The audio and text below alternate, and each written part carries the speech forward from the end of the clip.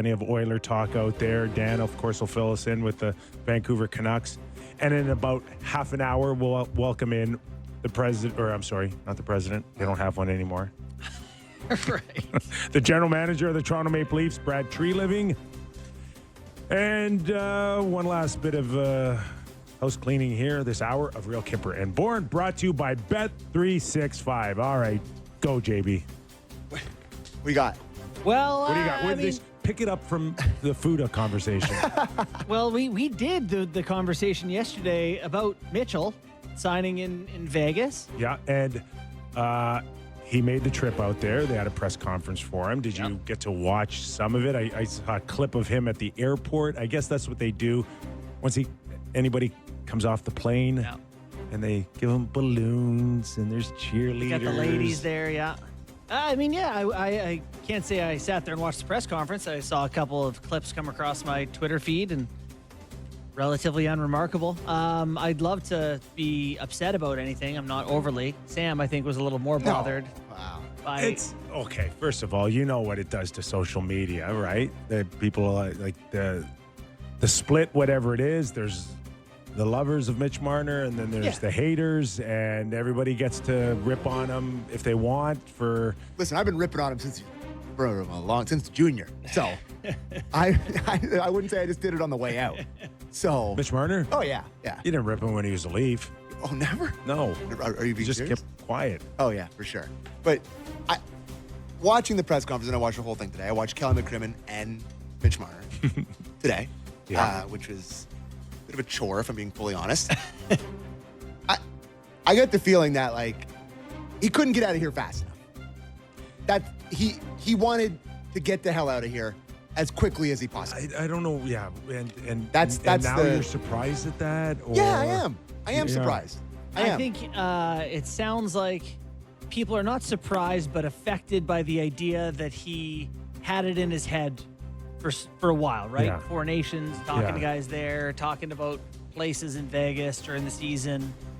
I think that's what's irks to some folks. I mean, from a fan's perspective, this past year was, and if I do say so myself, may be the best chance the Toronto Maple Leafs ever had to make a long run in this era.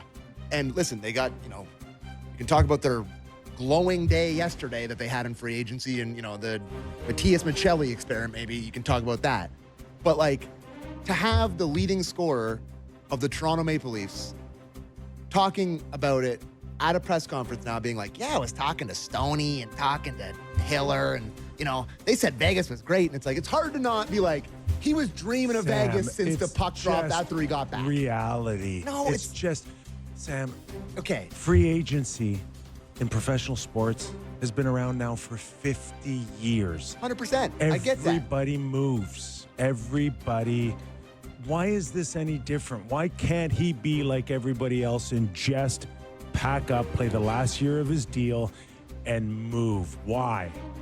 Why? The problem, I think, is that they don't feel like he was fully committed to the team he was on. He had a career year at 102 points. Yeah. Career year. Imagine how good he did if he was bought in. 130? Maybe. 140? Sure. I'm not saying that he wasn't bought in. That's not the conversation I'm having here. But, it's human nature. In those playoff games, he was good in Game 6 when he set up Matthews for that goal. But as soon as it starts to go bad, Game 5, Game 7, he's like, I'm starting to think about other things. It's it's close to the end. It's just human nature. And it just hurts my soul that the guy from the area, the guy that's played in the OHL, didn't want to stay with this team, and he'd rather go play for the glitz and glam in Vegas. Why do you want that more than this? That's it in a nutshell. Why do you want that more than this? No different than anyone else. You ask an Islander fan right now for Tavares, it's like it happened yesterday. They are still pissed. Mm-hmm. For sure. And that was 7 years ago. And I think both parties are it's entitled to that frustration. It's just natural, but get it off your chest. Go to social media. Oh, I did. everybody can rip on him, and then eventually you have to move on because there's going to be a next one here. Yeah, so you just said they didn't move on Long Island. It's not going to be like that people move on. I guess this just kind of confirms what a lot of people were feeling. Yes, that which he never wanted to be here. And okay. People did hold out hope that if they somehow had some magic here, they find themselves in a conference final or a Stanley Cup final, he would have changed his mind and everybody could have lived happily ever after, and it didn't happen. Can we? Sorry, go ahead. I was just going to say, to put one defense for Mitch Marner here that I think holds some weight is that when you go give your first press conference with your new team, of course, it's about best your behavior. new team. Yeah, I get it. And it's not about that team. And you want to offer something to that fan base, the way that like Pizzetta put out some pictures of himself in Leafs jerseys or Tavares pajamas.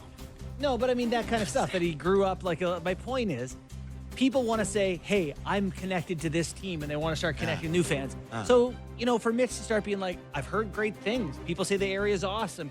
You want the new fans to be like, okay, this kid is, he likes what we are. Yeah, just to have him hanging out with all the players and the wives of the Four Nations, dreaming about playing in Vegas during the most important season of Toronto Maple Leafs hockey in my life, it does rub me the wrong way. Okay, sorry. It's like, we talked about it with Stoner, and we talked about it with Hiller. It's like they're on nickname basis. You're not naive to think that it doesn't happen. You just don't want to hear it publicly. I think that's probably bang on, for sure. Okay. I do. I get that. You're a super fan. I am. And there's a lot of super fans of this team. Yeah. In fact, maybe the most super fans of this team. Perhaps. Just played the clip 2, and I have a question off the back of this. Mitch Marner, clip 2 on his time in Toronto. Last year in Toronto or 2 years ago, really kind of, stuff, we didn't win, obviously. We didn't do what we wanted to do. Stuff started kind of going, a little north, a little south. We didn't know what was going to happen. A lot of trade rumors all last summer. Didn't know what was going to happen in that regard either. And, as soon as the year started up, we're ready to commit and play hockey and, see what would happen. But, at the same time, we're willing to take it to the distance and, kind of told Toronto that that was our plan. And, I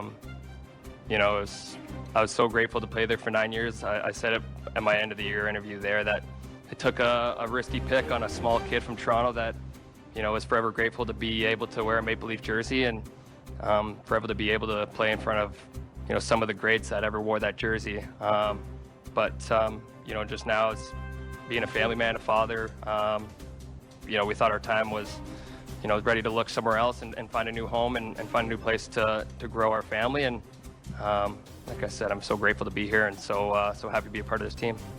So the question I have off the back of that is, he said 1 or 2 years off the top, right?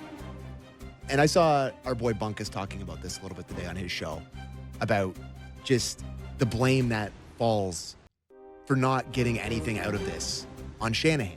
And the belief of like, we're going to keep going back to the well and like everybody's safe. We're not going to. Was that 2 years ago or was that 3 years ago that he said that? It was 3 years ago. I think 2